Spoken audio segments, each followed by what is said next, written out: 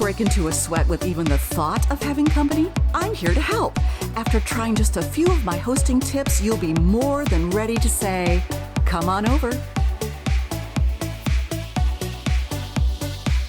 Well, hello, gardeners. We are here on Hydrangea Row at my house. The entire row of hydrangeas all the way down on this side, some up here, some in the back.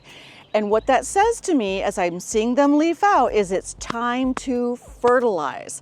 Now you want to fertilize in the spring for sure. If that's the only time you fertilize, that's fine. But you can look online or you can look on the bags and it'll tell you exactly when to fertilize, how many times. I'm lucky if I get 2 fertilizations in a season. So let's just go with that and start now. So you might go to a plant store or to a big box store and you see all of these varieties and you think, I don't know what to get for fertilizer. That is one big pile. Well, some of them actually tell you. Like you might see flower tone and it says it's a blossom booster. Well, you know where to use that with your blooms. You might see something called plant tone, which is all purpose. That's not a bad idea. You might see holly tone, which tells you evergreen and azalea food. You can also use this with your hydrangeas. You might see tree, shrub, and evergreen food. That tells you exactly what to use on there. One of my favorites is the rose and flower care, and we'll get to that in a moment. But you might just see plain old Miracle-Gro, different varieties of that, and we'll go over those. So, what do you need to look for? Number one, what's it used for? Then you might get confused because you'll see numbers on them. Like holly tone will have, well, I'm not seeing it on this one, hold on. Let's go with the tree, shrub, evergreen. It says 1648.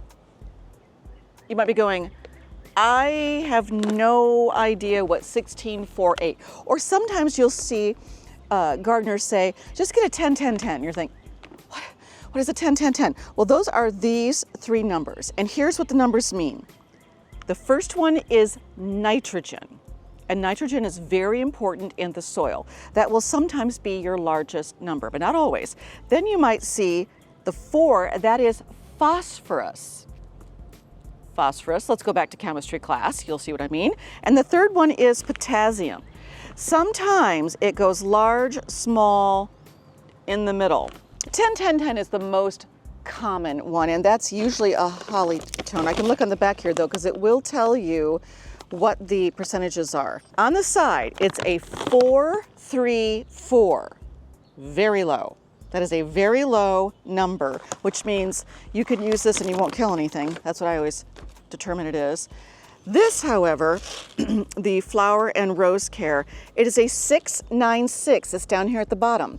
Again, it's not gonna hurt anything, and it's a dual system on here. The regular old Miracle-Gro, doesn't say on the front, it is a multi-purpose. It's a 10-10-10. 10-10-10 is an example of multi-purpose. It's equal amounts of each one of those chemical agents. Now, then they come in kinds, as in what does it look like? So your holly tone is going to look like you would imagine fertilizer will look. So I'm going to put some here in a cup for you. And you can see there's a little bit of dust that comes out. It is just plain old, good-fashioned fertilizer. It looks like this. It smells kind of earthy. You're not going to hurt anything with holly tone. In fact, I tell people, if you can only get one kind of fertilizer, get the holly tone. It works really for just about anything. Plant tone also. The flower tone is probably going to look about the same. It does. And let me look inside this tree and shrub. This one's a little different. It looks like a happy little fertilizer party going on. You can see that they're pelletized, meaning that they're coated in something to help them be slow release. And that's what you need to know about granular fertilizers. Here's a great example on holly tone. Down here at the bottom, it says long-lasting, slow release, and it says original choice for acid-loving plants. Rhododendrons, camellias, hydrangeas. And I don't buy the hydrangea fertilizer that's specific. Mine are already blue. You can buy a hydrangea fertilizer that will help you increase your blueness. I'm leaning towards trying to get mine to be more of a mix of like a pink, violet, and blue. So I don't necessarily want them to be bluer. They're already pretty darn blue. So let's say that you're not comfortable with the granular fertilizer for whatever reason. Sometimes animals like it. They like to lick it, they like to dig it, and you're like, no thank you, not gonna go for that. After that, you wanna look at liquid fertilizer. Now you can get it already liquefied like this and follow the directions on the back. I believe that you put it on the end of your hose, or there's some, I don't use this a lot, I just pick this up as an alternate for the summer when I need fertilizer. This is what I use, a good old-fashioned jug. And I get these singles from Miracle Grow. You get a package of them, you dump them in, they're granular, you dump them in, you fill it with water, and then you can go around and target your feeding, because not all plants, flowers, trees, shrubs want fertilizer. In fact, they will not thank you if you give them fertilizer. Things like succulents, they don't want particularly to be fertilized. And if they do, you would do just succulent fertilizer, not general. There are certain types of trees and shrubs that do not want fertilizer. Crepe myrtles, don't you do it.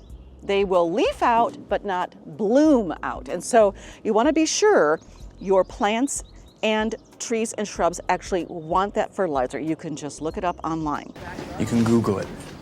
So you can get it already liquefied, you can make it liquid, and you can see I have picked up a menagerie of fertilizers. I get them at estate sales. Sometimes they're already opened like this. Sometimes they've never been used. This is a shake and feed. So what you actually do is you shake it out. You can see it's pelletized, and it will break down, slow release, all purpose, feeds up to 3 months right on the bag. I'm gonna throw that in there. So this is a no fail. You can see I picked this up at an estate sale for $4. I guarantee you it is way more expensive than that in the store. So let's go on over to the roses and I will show you how I fertilize. So how do you fertilize? It's as simple as this. If you have roses, go ahead and get this Bio Advanced Rose and Flower Care, because it's a 2-in-1, meaning that it feeds, but it also protects. It protects against aphids, lace bugs, leaf beetles, leaf hoppers, leaf miners, mealworms, and other insects. It's a 696 and it is fantastic. So it will tell you on the back how much you need. This is what I do. I put some in my hand, I throw it around the canopy of the roses, which is all over the place. I mean, I literally throw it around and get as much of it as I think it needs, which isn't a lot. And then if you're going to immediately water, then it's fine as it is. But I like to come in and just kind of work it into the ground. A lot of this is ground and some of it is mulch that I put on top. And we're gonna cover mulching. Make sure you watch that episode. If it is not up yet, it will be soon. And once you have that worked in, it's going to slow release, just like it said.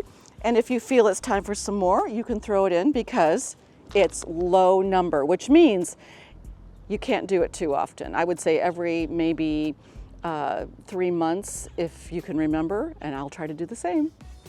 Come on over. Now go make someone feel special today.